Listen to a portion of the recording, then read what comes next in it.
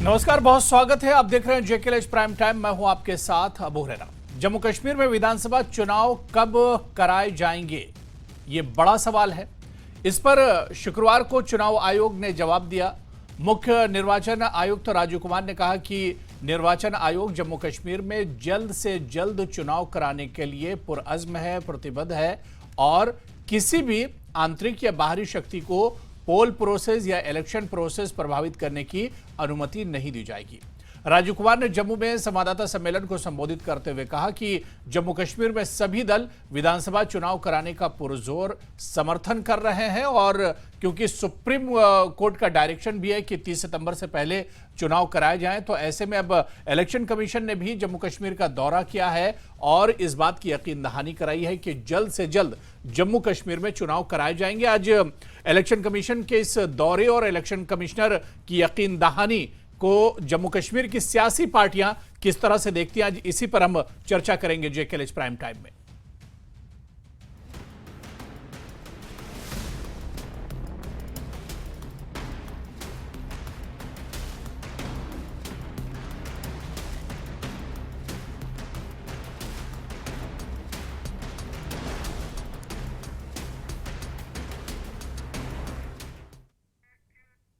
तो करीब 5 साल का लंबा इंतजार किया जा रहा है जम्मू कश्मीर में विधानसभा चुनाव कराने को लेकर।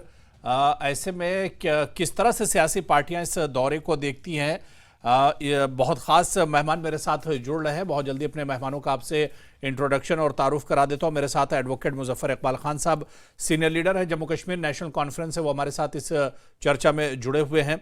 विक्रम सिंह रंधावा जी हैं, सीनियर लीडर हैं और एक्स एमएलसी हैं जम्मू कश्मीर बीजेपी के, वो भी हमारे साथ इस चर्चा में मौजूद हैं। मेरे साथ एडवोकेट इकबाल ताहिर साहब हैं जो जम्मू कश्मीर पीडीपी के स्पोक्स पर्सन है, वो भी हमारे साथ इस चर्चा में मौजूद हैं।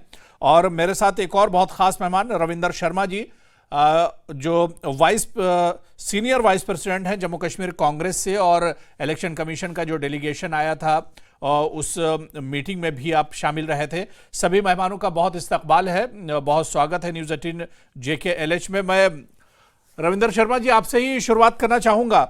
अब ऐसा लग रहा है कि बस चुनाव होने वाले, जिस तरह से आज इलेक्शन कमीशन की बैठक हुई और उसके बाद उन्होंने आज प्रेस कॉन्फ्रेंस कराई, जिस तरह से यकीन दहानी कराई है, क्या लग रहा है कि बस अब सिर्फ तारीख का ऐलान और रह गया है?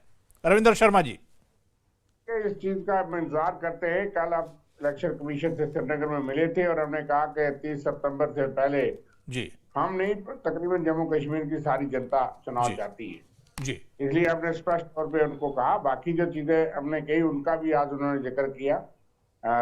कुछ खास जो मुद्दे हमने उठाए थे उनका जिक्र किया और हम भी इंतजार करते हैं कि चुनाव की तारीख का ऐलान हो। और उन्होंने अच्छी बातें की है कि लेवल प्लेइंग फील्ड होगा और सिक्योरिटी के मैटर में जो है वो डिस्क्रिमिनेशन जो हो रही है वो नहीं होगी। और अगर इस तरह से चुनाव कराया जाए तो बहुत अच्छी बात है। 6 साल का अरसा होने वाला है क्योंकि जून 2018 से यहाँ पे असेंबली नहीं है, फिर यूटी की आ गई और सारी पावर तो गवर्नर को दे दी गई। एक चुनाव तो हो कम से कम, लोग उत्सुक हैं। और हमने उनको बताया कि लोकसभा का चुनाव भी बहुत बेहतर हुआ और उसके बड़ी पार्टिसिपेशन हुई, लेकिन 2014 में भी 65% से ज्यादा वोट पड़े थे। 80% भी लोगों ने चुनौतियों के बीच में वोट डाले हैं। और ये भी हमने कहा कि चुनौती आज भी है। नहीं तो शर्मा जी, अब कोई शक व शुबा तो नहीं रह गया है? देखिए, अभी भी उन्होंने ये कहा हमें शक कोई नहीं है, लेकिन चुनाव हो, क्योंकि उन्होंने कहा सिक्योरिटी रिव्यू करेंगे। एक किस्म की होम मिनिस्ट्री का रोल अभी भी है और हमें उम्मीद है, हमें विश्वास है, क्योंकि सुप्रीम कोर्ट की डायरेक्शन है। सब पॉलिटिकल पार्टी ने एक बात की है, लेकिन देर आए दुरुस्त आए, देर तो है। 6 साल से लोग महरूम हैं। और दूसरी बात जो है कि इलेक्शन कमीशन ने अपना बचाव भी किया और एक किस्म का बाल भी फेंका, क्योंकि उन्होंने जो बात कही कि चुनाव डिले हुए, हमारी तरफ से उन्होंने कहा डिले नहीं थे, क्योंकि उन्होंने कहा कानूनी प्रक्रिया ही दिसंबर 2023 को पूरी हुई है। तो क्योंकि बार बार बीजेपी से और सरकार से कहा जाता है कि हमसे क्यों पूछते हो, ये तो चुनाव आयोग तय करेगा। मुझे लगता है कि चुनाव आयोग ने ये भांपा और उन्होंने स्थिति स्पष्ट कर दी कि हमारी तरफ से डिले नहीं था, क्योंकि वो जो डिलिमिटेशन का सारा कानूनी प्रक्रिया है वो दिसंबर 2023 में उन्होंने की। इस बात की जरूरत नहीं थी, इसलिए जरूरत उनको समझ है कि सारी पार्टियां कहती थी और इल्जाम चुनाव आयोग पे लगता था कि चुनाव आयोग नहीं कर रहा। और सेंट्रल गवर्नमेंट मंत्री आता था, बीजेपी कहती थी हमसे पूछते हैं, हमने तो चुनाव नहीं करवाना, चुनाव आयोग का इख्तियार है, संविधानिक आप जानते हैं। लेकिन हमें यह भी पता है कि जब तक सिक्योरिटी क्लियरेंस ना हो, हमने उनको कहा। लेकिन आज जो बातें उन्होंने कही, हमने कहा कि इससे बदतर हालात में भी चुनाव होते रहे हैं, समय पे होते रहे हैं। इसलिए अगर चुनौती है कि हमारी सेना, सिक्योरिटी फोर्सेस, पुलिस सक्षम है उस चुनौती को डील करने में और चुनाव करवाने में, हमें ये महसूस है। लेकिन कुछ गलतियां हुई जिसकी वजह से इतने गंभीर हालात जम्मू सूबे में बने, तो उनको कंट्रोल किया जाए और सबको सुरक्षा मुहैया वोटर को भी करवाई जाए और तमाम विपक्ष को भी करवाई जाए। कैंडिडेट तो करवानी है। और भी बड़े सुझाव दिए कि जो ट्राइबल लोग पहाड़ों पे है, गुजर बकराल, मैंने वो मुद्दा उठाया और उन्होंने पूछा कि वो कहाँ है, मैंने कहा परिचित में है। आप मैकेनिज्म बना सकते हैं, बनाइए। बिल्कुल, यानी रविंदर शर्मा जी, जो सुझाव आप लोगों ने दिए, जो सुझाव आपने दिए, उसको इलेक्शन कमीशन ने बगौर सुना है और उस पर अब ये उम्मीद की जा रही है कि बहुत जल्द तारीखों का ऐलान भी होगा। एडवोकेट मुजफ्फर इकबाल खान साहब, किस तरह की उम्मीद है? इलेक्शन कमीशन ने श्रीनगर का दौरा किया, हालात का जायजा लिया, पॉलिटिकल पार्टियों से भी मुलाकातें हुई हैं, चर्चा हुई है, सिक्योरिटी सूरत हाल सब पर एक तरह से इलेक्शन कमीशन की नजर रही है। किस तरह से इस दौरे को देख रहे हैं, कितनी उम्मीद है? अबू हुरैरा साहब, मैं रविंदर जी से थोड़ा सा इख्तलाफ रखूंगा जी। ये इलेक्शन कमीशन खुद ब खुद नहीं आया है जी। जब उनको कहा गया, आका ने हुक्म दिया तो वो आए हैं, तो जाहिर सी बात है अब आका चाहते हैं कि इलेक्शन हो जाए। 2014 में यहाँ इलेक्शन हुए थे और अब आज 2024 है। तो जब उनके आका ने उनको कहा कि जाओ भाई इलेक्शन करवाओ, तो करवा रहे। रहा सवाल डिलिमिटेशन का, तो डिलिमिटेशन जब पूरे मुल्क में नहीं थी, यहाँ जरूरत नहीं थी, तो डिलिमिटेशन का बहाना करना, या बिल्कुल एक रविंदर जी ने बिल्कुल सही फरमाया कि भाई उन्होंने बाल जो थी वो वापस बीजेपी की अदालत में फेंक दी कि भाई हमारा कसूर नहीं है जी। जब तक जाहिर सी बात है कि डिलिमिटेशन आपने अनाउंस कर दी, प्रोसेस इनिशिएट किया है, तो जब तक वो कंप्लीट होते भी 2-3 साल लग गए। 2019 या 20 में उन्होंने स्टार्ट किया तो 23 में जाकर खत्म किया। अरे भाई इतना लंबा अरसा तुम एक इतनी बड़ी रियासत को, लोगों के नुमाइंदों से लोगों को महरूम रखा और जितने भी रिसोर्सेस थे उनको लूटा। मैं बिल्कुल नहीं हिचकिचाऊंगा सच बोलने से, आज भी बोलूंगा और आज के बाद भी बोलूंगा। जम्मू कश्मीर के रिसोर्सेस को यहाँ वाइसराय आ गए बाहर से और लूटना शुरू कर दिया, और अब जब नींबू की तरह निचोड़ के खाली कर दिया, अब हमको कहा भाई तुम अपने नुमाइंदे चुनो, और उन नुमाइंदों को भी उनके पर काट दिए। अरे भाई हमारे चुने हुए नुमाइंदे जब असेंबली में हम भेजेंगे, उनको ये इख्तियार नहीं है कि वो पुलिस को कंट्रोल कर सके। और जम्मू कश्मीर में सबसे बड़ा मसला है पुलिस को कंट्रोल में रखना जी। और ये भी कहना कि नहीं जी यूनियन टेरिटरी में पुलिस को कंट्रोल नहीं दे सकते, ऐसा भी गलत है। और ये कोई दिल्ली की यूनियन टेरिटरी नहीं है अबू हुरैरा साहब, जो सिर्फ 70 किलोमीटर के रेडियस में एक शहर है। ये रियासत है डोगरा रियासत जम्मू कश्मीर, जो 250 साल पुरानी रियासत थी और 26 अक्टूबर 1947 से पहले एक आज़ाद मुल्क था जिसने इल्हाक किया भारत के साथ। उस रियासत को आपने एक म्युनिसिपैलिटी बना के छोड़ दिया। अभी ये लोग, मुझे लगता है कि जम्मू कश्मीर की आवाम इस बार इनको करारा जवाब देगी कि आपने हमारे साथ क्या किया। इन्होंने 370 और 35A को ऐसे हुआ बनाया कि ये मिलिटेंसी पैदा कर रहा है। अब कौन पैदा कर रहा है? अब तो पिछले 5 सालों से 370 है नहीं है, तो मिलिटेंसी कहां से पैदा हो रही है अब? और उन इलाका जात में जिनमें इससे पहले कोई मिलिटेंट एक्टिविटी नहीं थी, बल्कि मिलिटेंसी फ्री डिक्लेयर हो गया था 2010 में, बल्कि 8 में भी मिलिटेंसी फ्री, वहां मिलिटेंसी फिर होगी। ये कहां से? कम से कम मुजफ्फर साहब, एक लंबे इंतजार के बाद अब ये तो एक उम्मीद बंधी है कि अब इलेक्शन होंगे, इंतखाबात होंगे। मैं एडवोकेट इकबाल, ये कौन सा एहसान है? जी जी, ये कौन सा एहसान है हम नहीं पे? नहीं, एहसान तो नहीं है। इलेक्शन तो पहले होने चाहिए थे, लेकिन अब ये एक प्रोसेस का हिस्सा है। इलेक्शन कमीशन भी इंतजार, इलेक्शन कमीशन या होम मिनिस्ट्री हम पे कोई एहसान तो कर नहीं रही है जी। पूरे मुल्क में जमहूरियत है, और यहाँ भी अगर जमहूरियत को 10 साल के बाद इन्होंने इलेक्शन करवाए हैं तो मेहरबानी है इनकी, क्योंकि आका है। चलिए, मैं एडवोकेट इकबाल ताहिर साहब आपके पास आऊंगा। ताहिर साहब, किस तरह से इस दौरे को देख रहे हो? इस दौरे से पीडीपी कितना मुतमईन है? देखिए, पहले ही बात जो हमें नोट करनी है कि दिसंबर 2023 में सुप्रीम कोर्ट की डायरेक्शन थी जी, 30 सितंबर 2024 तक यहाँ पे इलेक्शन होने चाहिए जी। तो उस पस मंजर में अगर देखा जाए, ये विजिट जो इलेक्शन कमीशन का है, ये डिलेड विजिट है और इन्होंने देर कर दी है। खैर, अब अगर यहाँ पे आए हैं, हम इसका स्वागत करते हैं, इसको वेलकम करते हैं, और हमें उम्मीद है कि जल्द अज जल्द यहाँ पे इंतखाबात कराए जाएंगे और लोग इसमें शमूलियत करेंगे। देखिए, बड़ी बात यह है कि अगस्त 5, 2019 के बाद में जिस तरीके से हमारी रियासत को एक ब्यूरोक्रेटिक कंट्रोल में डाला गया, एक एलजी के कंट्रोल में डाला गया और सेंट्रल रूल के कंट्रोल में डाला गया, उसकी वजह से यहाँ पे जो एलिनेशन है वो बढ़ चुका है और एक गवर्नेंस डेफिसिट है। यहाँ पे लोगों की सुनवाई नहीं हो रही है, डेवलपमेंट वर्क सिर्फ पेपर्स तक महरूम होकर रह गया है, अनएम्प्लॉयमेंट है, ड्रग एडिक्शन है और बहुत सारे मसाइल हैं। तो हम समझते हैं कि अगर ये इलेक्शंस होते हैं, कहीं ना कहीं लोगों को एक मौका मिलेगा अपनी बात कहने का, जो इनको 2014 से इनको महरूम रखा गया है। तो कम से कम ये बात हो जाएगी कि लोग अपनी बात कह सकेंगे। लेकिन क्या मसले हल होंगे? क्या लोगों की परेशानियां दूर होंगी?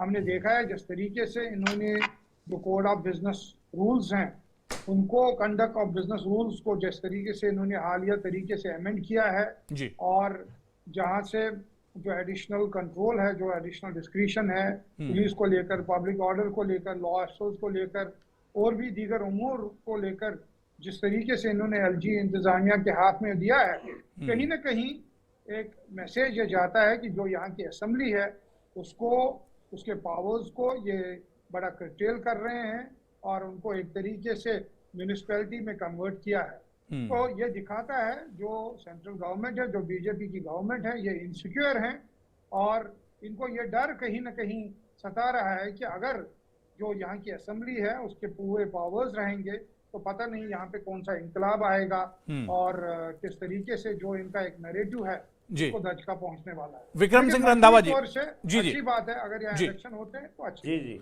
रंधावा जी, देखिए, सभी को एक उम्मीद बंधी कि अब चुनाव होंगे। इस दौरे के बाद सभी मान रहे हैं चुनाव होंगे, लेकिन चुनाव के बाद क्या होगा, इस पर बहुत खदशात भी हैं अपोजिशन को।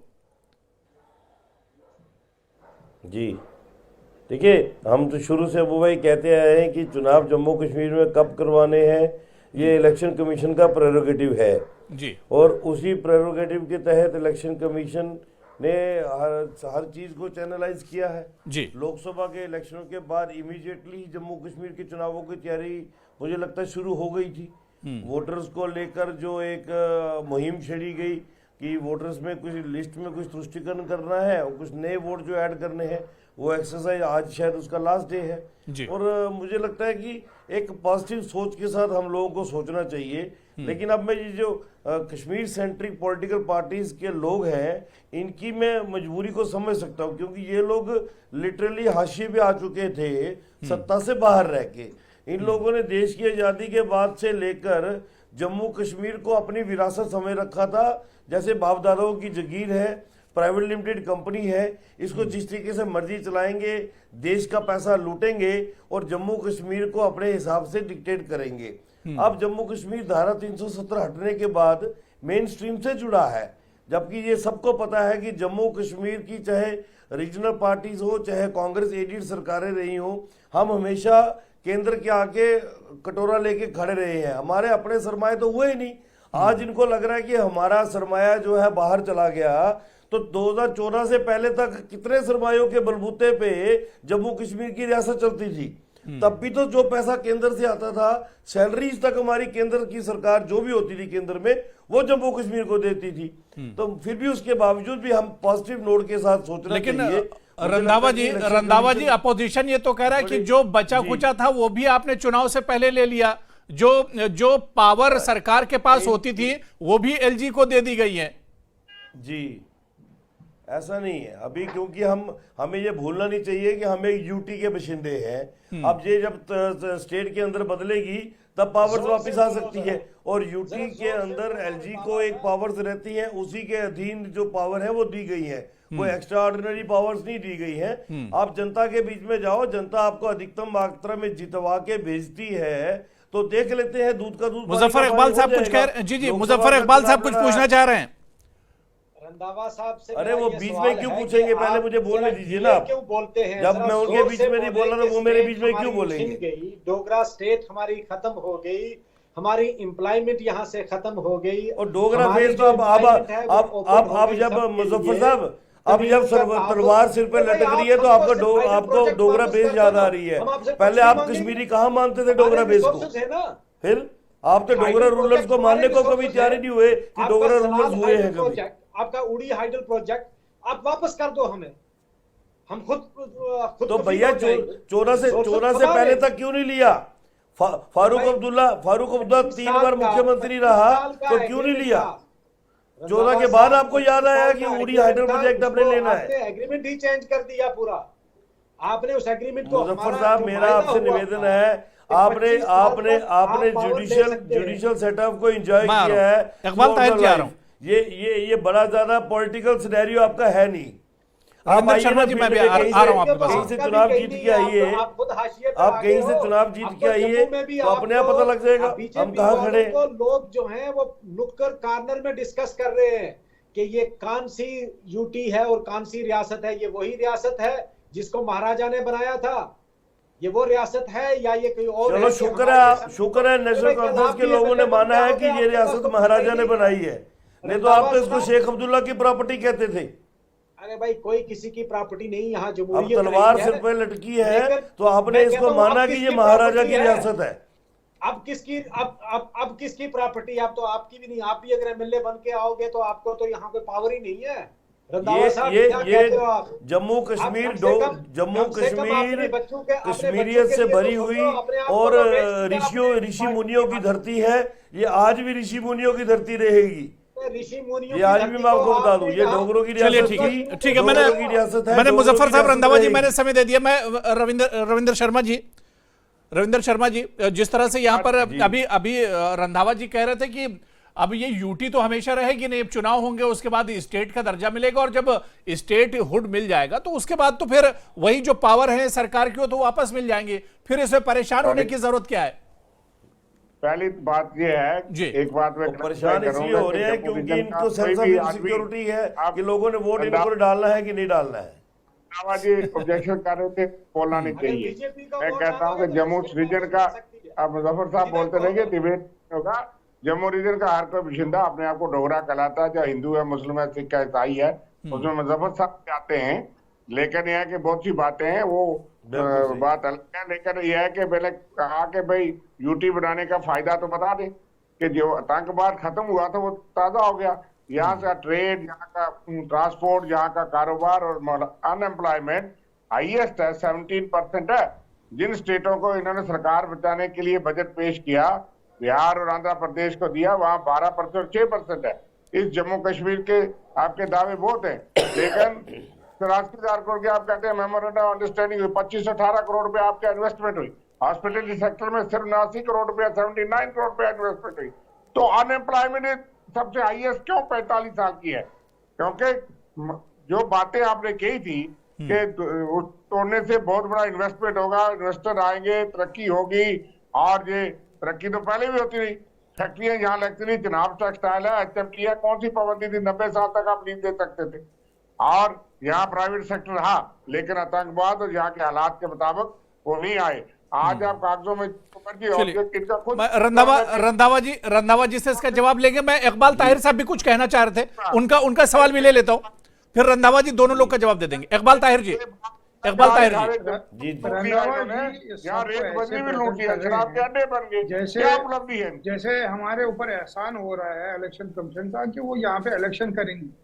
इलेक्शन कमीशन एक कॉन्स्टिट्यूशनल बॉडी है और कॉन्स्टिट्यूशनल बॉडी की जिम्मेदारी है कि वो जो भी वो काम करे वो कॉन्स्टिट्यूशन के दायरे में करे। इलेक्शन कमीशन का मैंडेट है कि उनको इलेक्शन कराने हैं, फ्री एंड फेयर तरीके से कराने हैं। और हम सब जानते हैं कैसे बीजेपी गवर्नमेंट ने जो इंस्टीट्यूशंस हैं जिसमें इलेक्शन कमीशन भी है उसको कैसे दबाव में रखा है, उसको कैसे कंट्रोल में रखा है। और हमने देखा है कि पिंग पोंग चलता रहा है, कभी इलेक्शन कमीशन ने गवर्नमेंट के पाले में बात कही है और कभी गवर्नमेंट ने कहा है कि इलेक्शन कमीशन डिसाइड करेगा।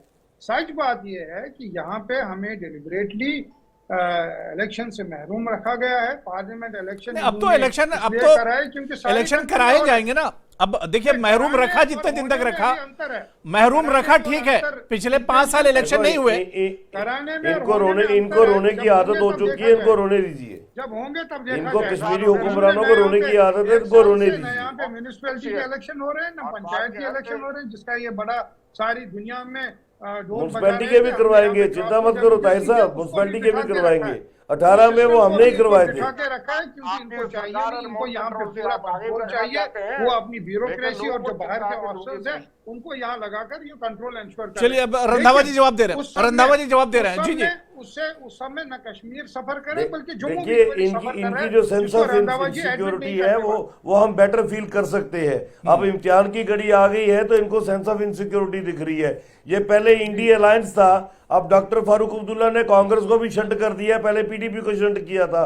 अब मुझे लगता है कांग्रेस भी हाशिए भी आ गई है और पीडीपी भी हाशिए भी आ गई है। और ये यकीनन है कि नेशनल कॉन्फ्रेंस की ये दोनों कठपुतली पार्टियां अब जमीनी स्तर पर भी हाशिए भी आएंगी।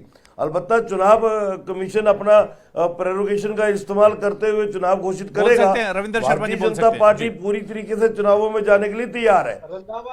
इनके ABCD साथी तो और रही बात इन कश्मीर सेंट्रल पॉलिटिकल पार्टीज की, जिन लोगों ने जम्मू कश्मीर को अपनी बाप दादे की जगीर समझ के हमेशा रखा था, अब इसको मुजफ्फर साहब आ रहा हूं पड़ेगा। मैं मुजफ्फर साहब आ रहा हूं। नरेंद्र मोदी रविंदर शर्मा जी कुछ कहना चाह रहे हैं, रविंदर शर्मा जी कुछ कहना चाह रहे हैं। मुजफ्फर साहब मैं आ रहा हूं जी, रविंदर शर्मा जी। देखिए, इनके जो ABCD साथी थे वो तो कहीं दिखे नहीं। अब वो कहते हैं हमने गलती की, इनकी सपोर्ट लेकर के एक इनकी पार्टी है, अपनी पार्टी, जिन्होंने कहा कि हमसे बहुत बड़ी गलती हुई कि हमने इनकी सपोर्ट क्या गलती की, आपके चैनल पे कहा। दूसरी बात यह है कि आप हैं तो बहुत बड़े देशभक्त, सर्टिफिकेट बांटते लगे। आप जमाते इस्लामी के साथ इनका क्या रिश्ता है वो बता दें, ये उस तरफ चल पड़े। ये किसी के साथ भी करें, बहुत बड़े देशभक्त, चाहे वो अलगाववादी, आतंकवादी, पीडीपी भी पाकिस्तानी, प्रो पाकिस्तानी, एनसीपी। हमने कहा कश्मीर सेंट्रल, कश्मीर का व्यक्ति जो भी भारतीय संविधान को मानता है वो मेन स्ट्रीम में आना चाहता है, भारत की सरकार उसका स्वागत करती है, लेकिन भारतीय संविधान के बाहर जाके कुछ नहीं। तोड़ते हो तो पाकिस्तानी हो जाते हैं। भाई वो इतने देशभक्त होते हैं, जब आप सरकार बनाते हो फिर क्यों उनको सर्टिफिकेट देते हो? आप जमाते इस्लामी देशभक्त हो गए, उनको जेलों में रखा आपा का तहत। अब हम सुन रहे हैं कि बातचीत चल रही है। जमाते इस्लामी के लोगों का होश आ गया है कि हम पाकिस्तान के आकाओं के बलबूते पे चल के हमने देख लिया, हमने अपना आप उजाड़ दिया, हमने कश्मीर का नौजवान उजाड़ दिया। हम भारत में हैं तो मुजफ्फर साहब बन के ही रहना पड़ेगा। ठीक है, मुजफ्फर साहब कुछ कह रहे थे जी। मुजफ्फर साहब, बहुत तस्वीर, चुनाव होंगे कश्मीर में तो तस्वीर बहुत दिलचस्प होगी। कई नई सियासी पार्टियां हैं, फिर किसमें गठबंधन होता है, किसके साथ इत्तेहाद होता है, ये तमाम चीजें भी सामने आएंगी जी।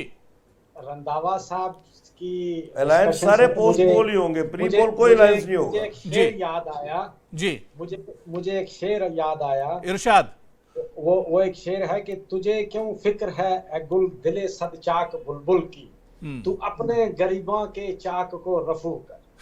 रंधावा साहब को फिक्र है नेशनल कॉन्फ्रेंस की और कांग्रेस की। अरे भाई, तुम अपने गले ना हमें नहीं है सद बुलबुल, आप क्यों परेशान हैं गुल के लिए? आप अपनी गरीबां को तो, अरे हम परेशान हो रहे हैं आपका रवैया देखिए। आप जब इलेक्शन कमीशन भी कह रहा है कि चुनाव होंगे, आप अब भी असमंजस में बने हुए हो। नेशनल कॉन्फ्रेंस और पीडीपी के लिए आपको तो वैसे भी लोगों ने आईना दिखा दिया पिछले इलेक्शन में कश्मीर में आपको हिम्मत नहीं हुई कि आप कैंडिडेट कहाँ दिखाया आईना?